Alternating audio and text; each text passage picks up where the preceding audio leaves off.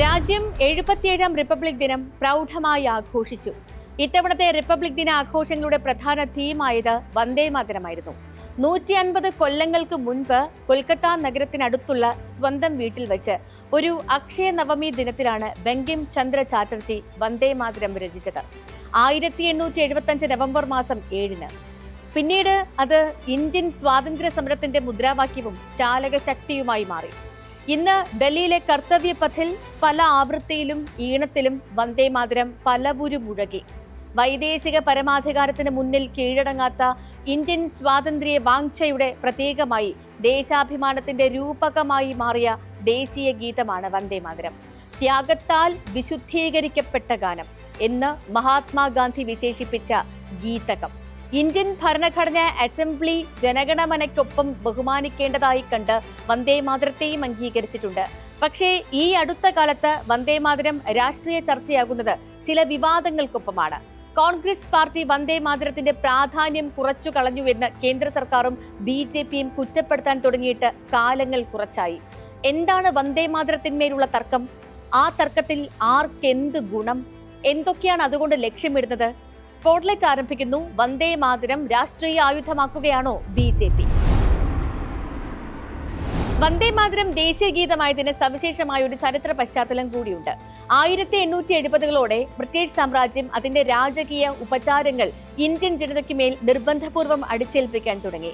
British മഹാറാണി നീണാൾ വാഴട്ടെ, ദൈവത്തിന്റെ കൃപാകടാക്ഷം British സിംഹാസനത്തിന്റെ മേൽ ചൊരിയട്ടെ, ഇങ്ങനെ തുടങ്ങുന്ന ഉപചാരവാക്യങ്ങൾ ഇന്ത്യക്കാർ ഉപയോഗിക്കണം എന്നവർ നിർബന്ധമാക്കി. പൊതുയോഗങ്ങൾ തുടങ്ങും മുൻപ് വിദ്യാലയങ്ങളിൽ, ഔദ്യോഗിക ഒത്തുകൂടലുകളിലൊക്കെ ഇത് നിർബന്ധിത ഉപചാരമാക്കി. രാഷ്ട്രീയമായ നിർബന്ധത്തിനപ്പുറം അഭിമാനം കെടുത്തുന്ന ആത്മീയ കീഴടങ്ങലായാണ് ബങ്കിം ചന്ദ്ര ചാറ്റർജി ഇതിനെ കണ്ടത്. ആ പ്രതിഷേധത്തിന്റെ ധ്യാന ഗംഭീരമായ ഉപലബ്ധിയാണ് വന്ദേമാതരം. രാജ്യത്തിന്റെ വയലേലകളെ, നദികളെ, സസ്യശബളിമയെ, ഇളം കാറ്റിനെയൊക്കെ അഭിസംബോധന ചെയ്യുന്ന ഒരാത്മീയ ദേശീയ ഗീതകം. 1875 രചിക്കപ്പെട്ടത് മുതൽ വന്ദേമാതരം ഇന്ത്യൻ ദേശീയ വികാരത്തിന്റെ ഭാഗമാണ്. 1896 കോൺഗ്രസിന്റെ കൊൽക്കത്ത ദേശീയ സമ്മേളനത്തിൽ രവീന്ദ്രനാഥ ടാഗോർ ആദ്യമായി വന്ദേമാതരം ആലപിച്ചു. ബംഗാളിലെ തെരുവോരങ്ങളിൽ നിന്നും രാജ്യം മുഴുവൻ അത് പ്രതിധ്വനിച്ചു. വന്ദേമാതരം ദേശീയ പ്രസ്ഥാനത്തിന്റെ പടപ്പാട്ടായി മാറി. ഭഗത് സിംഗും രാജ്ഗുരുവും സുഖ്ദേവും ജയിലറയ്ക്കുള്ളിൽ ആ വരികൾ എഴുതി വച്ചു. 1905 ബംഗാൾ വിഭജന നീക്കം ഉണ്ടായപ്പോൾ ടാഗോർ വന്ദേമാതരം ചൊല്ലി തെരുവിലിറങ്ങി. നേതാജി INA മാർച്ചിംഗ് സോങ്ങായി തിരഞ്ഞെടുത്തു. 1937 കോൺഗ്രസ് സമ്മേളനം വന്ദേമാതരത്തെ ദേശീയ ഗീതകമായി അംഗീകരിച്ചു. ഒടുവിൽ ഇന്ത്യൻ ഭരണഘടന അസംബ്ലി ജനഗണമനയെ ദേശീയ ഗാനമായും വന്ദേമാതരത്തെ ദേശീയ ഗീതമായും ഔദ്യോഗികമായി അംഗീകരിച്ചു. 1896 കൊൽക്കത്തയിലെ കോൺഗ്രസ് സമ്മേളനത്തിൽ രവീന്ദ്രനാഥ ടാഗോർ വന്ദേമാതരം ആലപിക്കുമ്പോൾ അതിന്റെ ആദ്യ 2 ശ്ലോകങ്ങൾ മാത്രമായിരുന്നു രചിക്കപ്പെട്ടത്. അതിനുശേഷം ഭാഗങ്ങൾ 1882 ബങ്കിം ചന്ദ്ര ചാറ്റർജിയുടെ ആനന്ദമഠം നോവലിലൂടെയാണ് പുറത്തു വന്നത്. 1937 കോൺഗ്രസ് സമ്മേളനത്തിൽ മഹാത്മാഗാന്ധി, ജവഹർലാൽ നെഹ്റു, സർദാർ വല്ലഭായ് പട്ടേൽ, നേതാജി എന്നിവരൊക്കെ അടങ്ങിയ നേതൃത്വം വന്ദേമാതരത്തിന്റെ ആദ്യ 2 ശ്ലോകങ്ങളെ മാത്രമാണ് ദേശീയ ഗീതമായി അംഗീകരിക്കുന്നത്. അതിനൊരു കാരണം, ഇന്ത്യ ഭൂമിശാസ്ത്രപരമായി അസ്തിത്വം മാത്രമല്ല, ഒരു അമ്മ സങ്കല്പം കൂടിയാണ് വന്ദേമാതരത്തിൽ. കൂട്ടിച്ചേർക്കപ്പെട്ട പദ്യങ്ങളിൽ ഇന്ത്യയെ ഹൈന്ദവ ദേവീ സങ്കല്പത്തിലാണ് പ്രതീകവൽക്കരിച്ചിരിക്കുന്നത്. മുസ്ലിം, ക്രിസ്ത്യൻ വിഭാഗങ്ങളുടെ ഏകദൈവ വിശ്വാസത്തോട് ഇത് പൊരുത്തപ്പെടുന്നില്ല എന്നൊരാശങ്ക ദേശീയ പ്രസ്ഥാനത്തിൽ ഉണ്ടായിരുന്നു. അതുകൊണ്ടാണ് മാതൃഭൂമിയെ സ്തുതിക്കുന്ന ആദ്യ 2 ശ്ലോകങ്ങൾ മാത്രം എല്ലാ മതവിഭാഗത്തിൽപ്പെട്ടവർക്കും പൊതുവായി ആലപിക്കാം എന്ന നിലപാടിലേക്ക് കോൺഗ്രസ് എത്തിയത്. ഇതിനെയാണ് ഇപ്പോ 8 പതിറ്റാണ്ടിനിപ്പുറം BJP വിവാദമാക്കുന്നത്. കഴിഞ്ഞ പാർലമെന്റ് സമ്മേളനത്തിൽ നടന്ന പ്രത്യേക ചർച്ചയിൽ പ്രധാനമന്ത്രി നരേന്ദ്രമോദി വന്ദേമാതരത്തിന്റെ അവസാന ശ്ലോകങ്ങൾ മുസ്ലിം ലീഗിന്റെ സമ്മർദ്ദപ്രകാരം നെഹ്റു നീക്കം ചെയ്തു എന്ന് സ്ഥാപിക്കാനാണ് ശ്രമിച്ചത്. മതപരമായ പ്രശ്നങ്ങൾ ചൂണ്ടിക്കാട്ടി മുഹമ്മദ് അലി ജിന്ന വന്ദേമാതരത്തെ എതിർത്തു. നെഹ്റുവും ഇതിനോട് യോജിച്ചു. ഇങ്ങനെയായിരുന്നു മോദിയുടെ വ്യാഖ്യാനം. ദേശീയ ഗീതത്തെ വെട്ടിമുറിച്ച പോലെ പിന്നീട് രാജ്യത്തെയും വെട്ടിമുറിച്ചെന്നും പ്രധാനമന്ത്രി മോദി ആരോപണം തുടർന്നു. എന്നാൽ ഗൗരവ് ഗൊഗോയ്, പ്രിയങ്ക ഗാന്ധി, അഖിലേഷ് യാദവ്, മെഹുവ മൊയ്ത്ര, സുവെങ്കടേശൻ, എ രാജ എന്നിവർ ചരിത്ര വസ്തുതകളും രേഖകളും ഉദ്ധരിച്ച് പ്രധാനമന്ത്രിയുടെ ഈ വാദത്തെ ഖണ്ഡിച്ചു. 6 ശ്ലോകങ്ങളിലെ ആദ്യ 2 തിരഞ്ഞെടുക്കാമെന്നത് മഹാകവി രബീന്ദ്രനാഥ ടാഗോറിന്റെ നിർദ്ദേശമായിരുന്നു. മഹാത്മജി, നേതാജി, പണ്ഡിറ്റ് നെഹ്റു, ആചാര്യ, നരേന്ദ്രദേവ്, സർദാർ പട്ടേൽ എന്നിവരെല്ലാം അത് അംഗീകരിക്കുകയായിരുന്നു. BR അംബേദ്കറും ശ്യാമപ്രസാദ് മുഖർജിയും അതിനോട് വിയോജിപ്പ് പ്രകടിപ്പിച്ചിട്ടില്ല.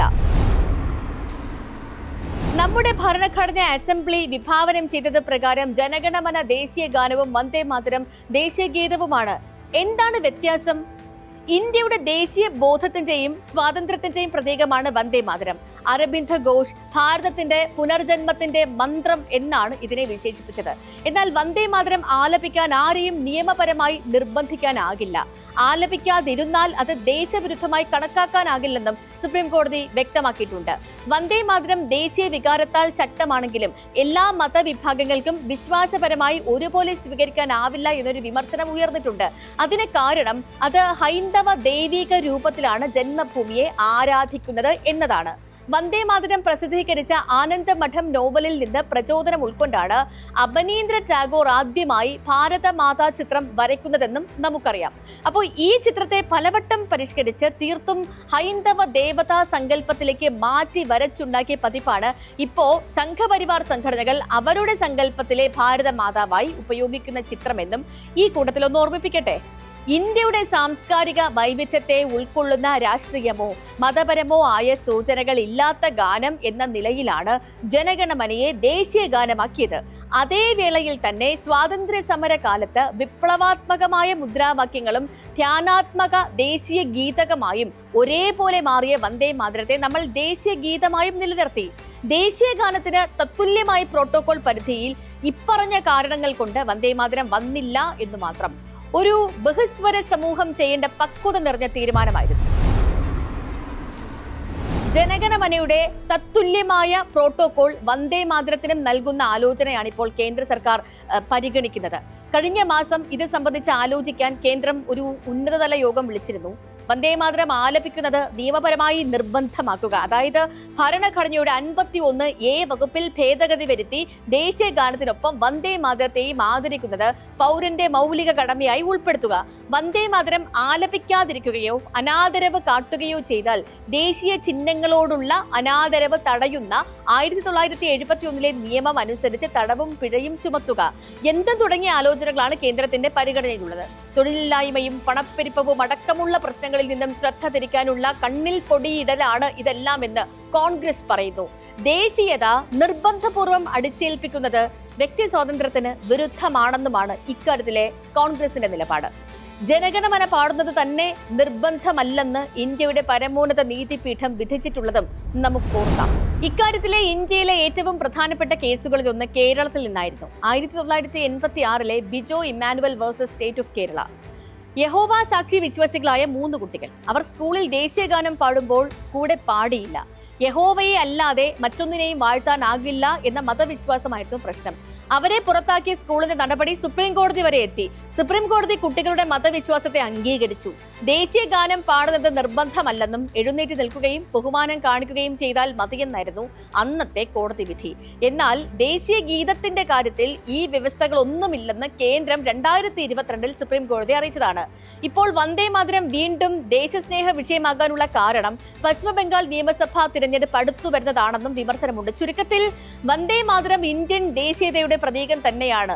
എത്രയോ തലമുറകളിലൂടെ ഏതെല്ലാം ജനപഥങ്ങളിലൂടെ ഭാരതീയ രാഷ്ട്രീയ ജീവിതത്തിന്റെ സമസ്ത തലങ്ങളിലൂടെയും സഞ്ചരിച്ച് ഇന്ത്യക്കാരുടെ ഹൃദയത്തിൽ ചിരപ്രതിഷ്ഠ നേടിയ ഗീതകമാണത്.